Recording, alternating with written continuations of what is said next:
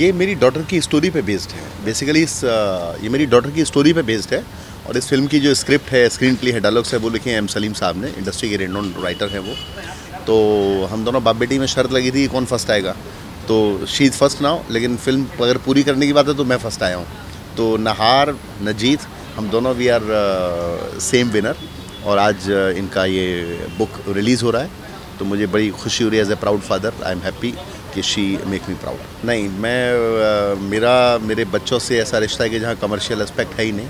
और मैं हमेशा चाहता हूँ, हर फादर चाहता है, इवन हर फैमिली वाले चाहते हैं कि उनकी फैमिली के सारे लोग मुस्कुराते रहें। तो I can do anything for my family smile. और लेकिन सबसे बड़ी बात यह है कि इस सब्जेक्ट के साथ उन्होंने जस्टिस किया, बहुत अच्छा नावल लिखा और उस नावल पे मैंने फ़िल्म बनाई, तो ये भी मेरे लिए भी एक गौरव की बात है। और एक रात की जर्नी है, थोड़ा सा नावल में कहानी डिफरेंट है, फिल्म में डिफरेंट है, but film is based on this novel. लड़की ने लड़की के इशू को हाईलाइट किया तो वो कितना रियलिस्टिक आपको नज़र आ रहा है कि हाँ वो चीज़। मुझे लगता है कि एक लड़की के इशू पे ज़्यादा जस्टिस कर सकते हैं, तो उस लिहाज से देखें तो इट वुड बी फाइन। और आई विश कि ये बेस्ट सेलर में जाए ये बुक। ब्रेड बटर की दौड़ देखिए सब करा देती है, लेकिन बिसाइड दैट मेरा ये मानना है कि हम एक ढर्रे पे चलें, एक लीक पे चलें और नकल करें दूसरों की, तो जिनकी हम नकल करते हैं उनको भी एक तो दुख होता है, क्योंकि हम उनको डेफिनेटली अपने काम में उनको हम वो तो देते नहीं हैं कि हमने उनको एक थैंक्स बोल दिया, उनको दुख होता है। दूसरा, आपकी अपनी पहचान नहीं होती। तो मैं हमेशा कोशिश करता हूँ कि मैं अपने निजी तौर पे कुछ अच्छा क्रिएटिव कर सकूं और एक शानदार कोई भी अरेंजमेंट कर सकूं for entertaining the people. Start my career in 1996 as an singer, और मैं इस मुंबई में संगीत सीखने आया था। उस समय जितने भी रियलिटी शोज़ हुआ करते अधिकांश में मैंने हिस्सा लिया, बहुत सारे जिंगल्स गाए, बहुत सारे सीरियल्स में एक्ट किया मैंने।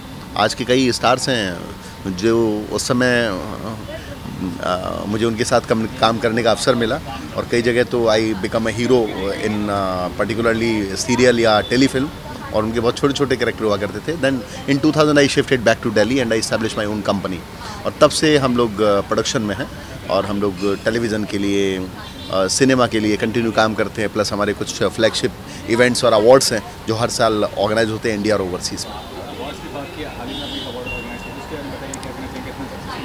Top 50 Indian icon award season 4 किया हम लोगों ने अभी, और ये हर साल मुंबई में होता है। देश विदेश से इसमें भारतीय आते हैं और हम ऐसे 50 भारतीयों का वहाँ पे सम्मान करते हैं जिन्होंने अपने अपने कार्य क्षेत्र में उपलब्धियाँ अर्जित की, जिनके काम से प्रेरित होकर लोग अपना एक जीवन पथ तय कर सकते हैं। मैं जब इस शहर में आया था तो मुझे थैंक यू बोलना भी नहीं आता था, और मैं बहुत छोटा था। I was 16.5 years old। मैं बहुत जल्दी आ गया था यहाँ पे, और लेकिन विनम्रता बड़ी कूट कूट के भरी हुई थी हम लोगों में पारिवारिक संस्कारों की वजह से। तो आज मेहनती बच्चे ज़्यादा हैं जो आ रहे हैं, नए टैलेंट जो आ रहा है, उनमें डेफिनेटली उनकी समझ बहुत ज़्यादा है, डिजिटल युग है, लेकिन एक चीज़ जो गायब हो गई वो थैंक्स और विनम्रता। तो मैं यही कहना चाहूँगा कि आप थैंक्स और विनम्रता हमेशा रखिए।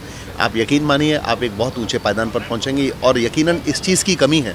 इसलिए मुझे लगता है कि आजकल हम जो घटनाएं देखते हैं कि इसने सुसाइड कर लिया, ये मर गया, ये वो हो गया, क्योंकि अल्टीमेटली अगर somebody going to give you something, तो आप ये मत सोचिए कि आप में कितना टैलेंट है, आप ये सोचिए कि आपको काम मिला और आप उनका थैंक्स अदा नहीं करेंगे तो ये जो मैसेज है ये आगे जाता है। इंडस्ट्री बहुत छोटी है, तो थैंक्स रखिए, थैंक्स रखेंगे तो आप बहुत ऊँचे जाएंगे।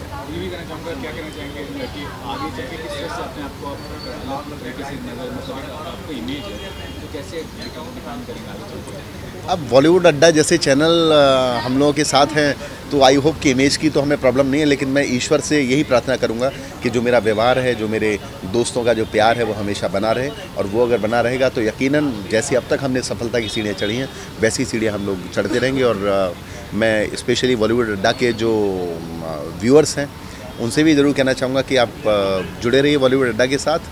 और बॉलीवुड अड्डा में हम ही नहीं, इस एंटरटेनमेंट इंडस्ट्री के अड्डे के जो जितने बड़े बड़े खिलाड़ी हैं सबसे आपकी ऐसी ही मुलाकात होती रहेगी। और ज़रूर देखिए 21 फरवरी को मेरी फिल्म द 100 Bucks। और जब भी आप कहीं जाएं, एयरपोर्ट पे, रेलवे स्टेशन पे, तो आपको ये बुक मिलेगी जिसे मेरी बेटी ने लिखा है। आप इसको भी बाय कीजिए, ऑनलाइन ही मंगाइए, एंड आई होप कि आपको पसंद आएगी। Thank you.